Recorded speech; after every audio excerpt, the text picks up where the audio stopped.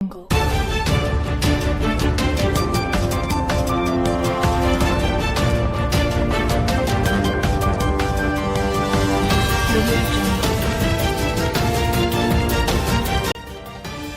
ሰላም ጤና ይስጥልኝ የታማኝ መረጃ ቻናል ተከታታዮች በየሰዓቱና በየዕለቱ የሚወጡ የተመረጡ አዳዲስ መረጃዎችን በየ3 ቀን ጠቅለል አድርገን በሳቢ መልኩ የምናቀርብበት የመረጃ ሰዓታችን ደርሷል። አብራችሁን ቆዩ። ቻናላችንን ሰብስክራይብ፣ ሼር እና ላይክ ማድረግ እንዳትረሱ።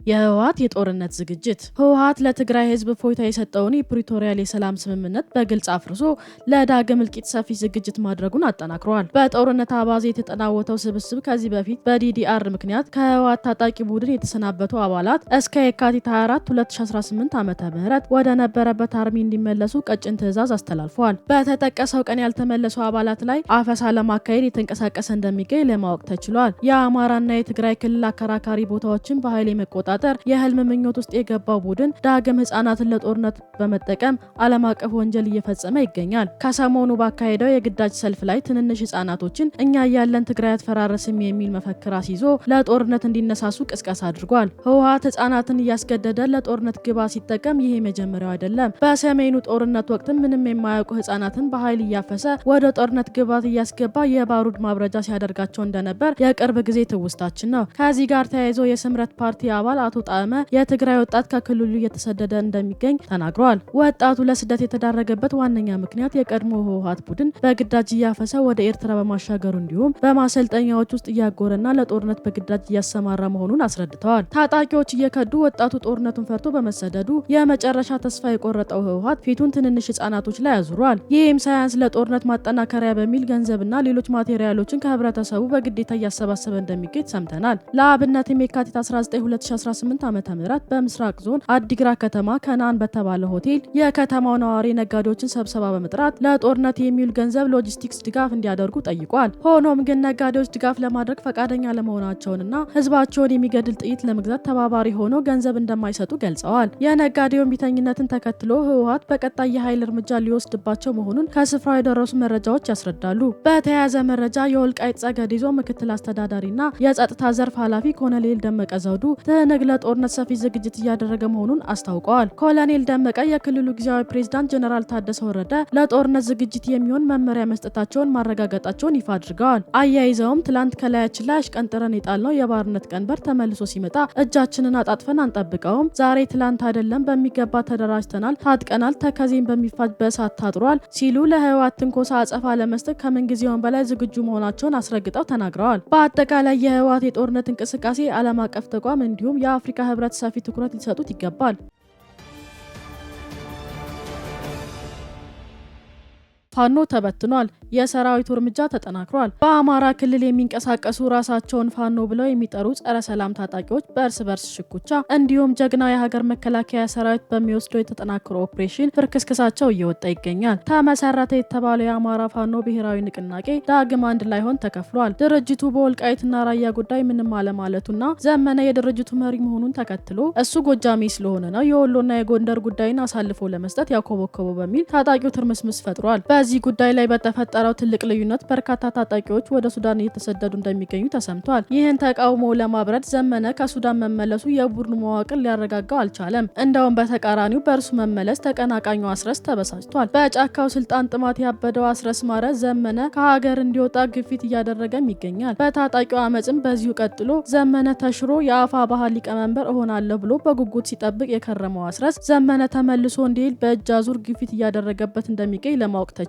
ከዲያስፖራው ለሚያገኙት ገንዘብ ሲሉ ሁለቱ ጽንፈኞች አንድ ለመምሰል ጥረት ቢያደርጉም የስልጣን ጥማቸውን ለማርካት የሚያደርጉት ፉክክር እያደራይሏል። በተያያዘ መረጃ የፋኖ ትግል የአማራ ህዝብ የማንነት ጥያቄ ላይ ያተኮረ መሆኑን ከራሳቸው አንደበት ተሰምቷል። የፋኖ አባል ነኝ በሚል ብቅ ያለው ትግራዩ ሰለሞን ወልደ ገሪማ አፋ ባህል ለአማራ ህዝብ ህልውና ጥያቄ እንጂ ለሰሊጥ እርሻ ጥበቃ ጫካ አልገባም ሲሉም አስረድቷል። ከአንድ ሚዲያ ጋር በነበረው ቆይታ ፋኖ ከህወሓት በወሰደው ትዕዛዝ መሰረት የወልቃይትን ቁልፍ ኢኮኖሚ ለማዳከም የሚያደርገውን ሰሊጥ የጫኑ መኪናዎችን የማቃጠል ተግባር ገልጿል። የፋኖ ትግል ከውጭ ባሉ የህወሓት ሰዎች ብቻ ሳይሆን በቀጥታ ከውስጥ ራሱ ህወሓት የሚዘውረው ጸረ አማራ ስብስብ መሆኑን ያረጋገጠ ጉዳይ ነው። በተመሳሳይ የአማራ ብሔራዊ ንቅናቄ ፓርቲ አመራር አቶ ጋሻው ከቢቢሲ ጋር ባደረጉት ቆይታ በአብን ውስጥ የተፈጠረው ክፍፍል በስነ ምግባር ጉድለት መሆኑን አስረድተዋል። አቶ ጋሻው ከፓርቲው የተሰናበቱበት እነ ደሳሌ ጫኔና ሌሎች በጉልበትና በትጥቅ ትግል መንግስትን ለመጣል ከሚሰሩ ጋር ትስስር ስላላቸው እንደሆነ ገልጸዋል። ለአማራ ህዝብ የሚበጀውን ሳይሆን የሻዕቢያን የውክልና እንቅስቃሴ ውስጥ እየተሳተፉ በመሆኑ ልዩነት ፈጥሮ መሆኑን ይፋ አድርገዋል። ይህ በእንዲህ እንዳለ ሰላምን ገፍቶ በየጫካው የተርመሰመሰ ያለው የፋኖ ታጣቂ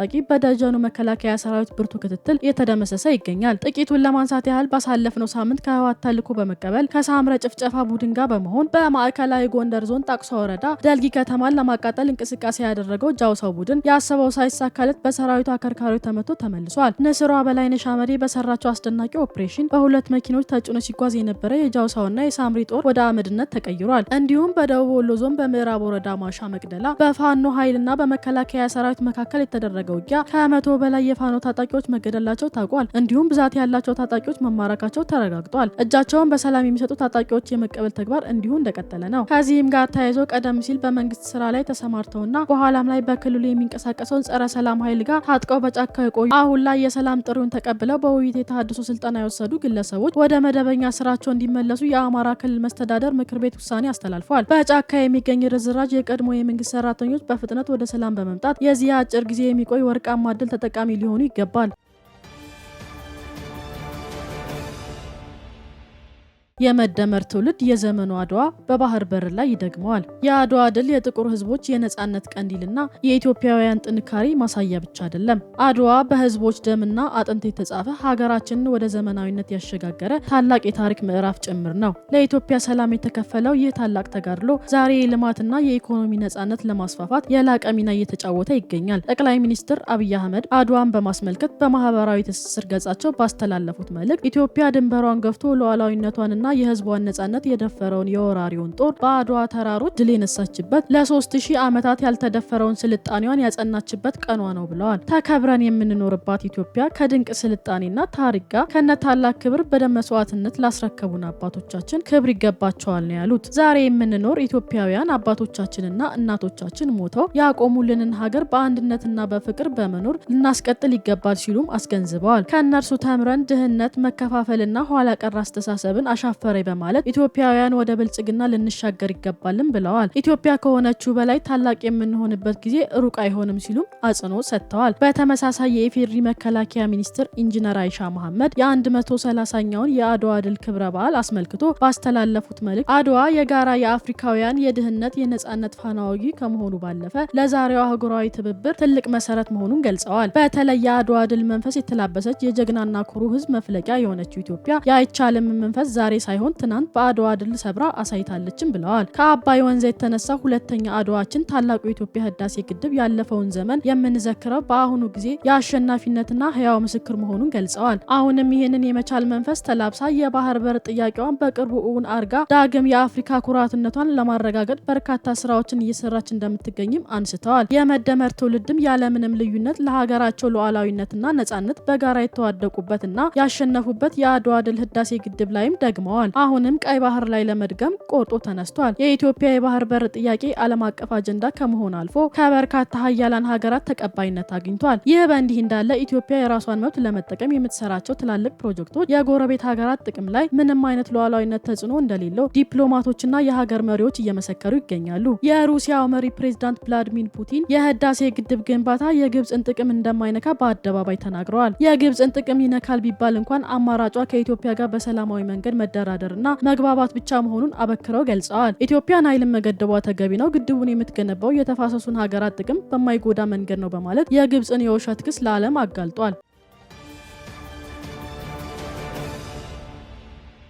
የቤተ መንግስት የኢፍጣር መርሃ ግብር የቅዱሱንና ታላቁን የረመዳን ጾም ምክንያት በማድረግ በየዓመቱ የሚደረገው የኢፍጣር መርሃ ግብር በዚህ ዓመት ቀጥሏል። ከቀናቶች በፊት ጠቅላይ ሚኒስትር ዶክተር አብይ አህመድ የረመዳን ወር ምክንያት በማድረግ ዝቅተኛ የኑሮ ደረጃ ላላቸው የማህበረሰብ ክፍሎች የኢፍጣር መርሃ ግብር አካሂደዋል። ጠቅላይ ሚኒስትሩ ይህንኑ በማስመልከት ባስተላለፉት መልእክት የዛሬው ኢፍጣር በመተዛዘን በፍቅር በአንድነትና ማህበራዊ ዋጋን ከፍ በማድረግ ተከናውኗል ብለዋል። ከሀገር ውስጥ ዜጎች በተጨማሪ ጠቅላይ ሚኒስትር አብይ አህመድ በኢትዮጵያ ለሚኖሩ የተለያዩ ሀገራት ስደተኛ ቤተሰቦች የኢፍጣር መርሃ ግብር አከናውነዋል። ጠቅላይ ሚኒስትር አብይ አህመድ በኢትዮጵያ ለሚኖሩ የተለያዩ ሀገራት ስደተኛ ቤተሰቦች የኢፍጣር መርሃ ግብር አከናውነዋል። ይህን መርሃ ግብር በማስመልከት በማህበራዊ ትስስር ገጻቸው ባስተላለፉት መልእክት በረመዳን መንፈስ ከቡሩንዲ፣ ከዲሞክራቲክ ሪፐብሊክ ኮንጎ፣ ከሶማሊያ፣ ከኢራቅ፣ ከሶሪያ፣ ከፍልስጤም፣ ከአፍጋኒስታን፣ ኤርትራ፣ ከየመንና ከሱዳን የመጡ ስደተኞች ቤተሰቦች ጋር ኢፍጣር ታድመናል ብለዋል። በብሔራዊ ቤተ መንግስት በተካሄደው በዚህ የኢፍጣር መርሃ ግብር ላይ የተሳተፉ ስደተኞች ኢትዮጵያ ሁለተኛ ቤታቸው እንደሆኑ ገልጸዋል። በመንግስት ደረጃ ለተደረገላቸው ጥሪና መስተንግዶ ለጠቅላይ ሚኒስትር ዶክተር አብይ አህመድ ምስጋናቸውን አቅርበዋል።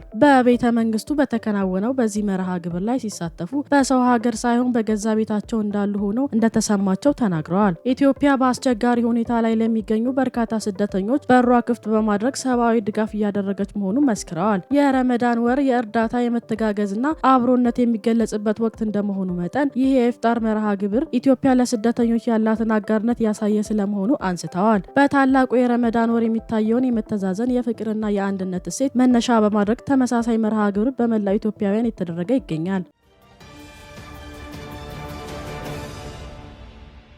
ቀጣዩ አያቶላ አሊ ኢሳያስ አፈወርቂ ተባለ። ከምስራቅ አፍሪካ ቀንድ አልፎ አሸባሪዎችን በማስተባበር ሰፊ የንግድ መስመር ቀይ ባህር ላይ ስጋት የደቀነው አምባገነኑ የኤርትራ ፕሬዝዳንት ኢሳያስ አፈወርቂ ቀጣዩ የአሜሪካና የእስራኤል የጥቃት ኢላማ እንደሚሆኑ ተገለጸ። ከ30 ዓመታት በላይ የሁቲን የየመን አማጽያን ዋና አስተባባሪ የሆኑት ፕሬዝዳንት ኢሳያስ በቀጣይ ለ47 ዓመታት እንደ ካንሰር ሲያሰቃያቸው የቆየውን የእስልምና አሸባሪ አገዛዝ የኢራን መሪ አያቶላ አሊ ካሚን እጣ ፋንታ እንደሚገጥመው በርካታ ዓለም አቀፍ የፖለቲካ ምሁራኖች ግምታቸውን እየገለጹ ይገኛሉ። ከዚህ በተጨማሪ የኢራን ውድቀትን ተከትሎ በቀይ ባህር ቀጠና የሽብርተኝነት ቀለበት ሆኖ ሽብርተኞችን ሲመለምን ሲያሰለጥን የተለያዩ ወታደራዊ ትጥቆችን ሲያስታጥቅና የስራ መመሪያ ሲሰጥ የነበረው የሻዕቢያ የሽብር መንግስት ከፍተኛ የኢኮኖሚ ቀውስ ገጥሞታል። ኢሳያስ ከኢራን ያገኘ የነበረው ወታደራዊ ድጋፍ ለመተካት ወደ ተለያዩ ሀገሮች ለማቅናት እቅድ መያዙን ከውስጥ ሾልኮ ወጥቷል። በተጨማሪም የአዘርባጃንን መርከቦች ጠልፎ ያስቀረው የኢሳያስ መንግስት ሰሞነኛውን የአዘርባጃንን እና የግብጽ አዲስ ስምምነት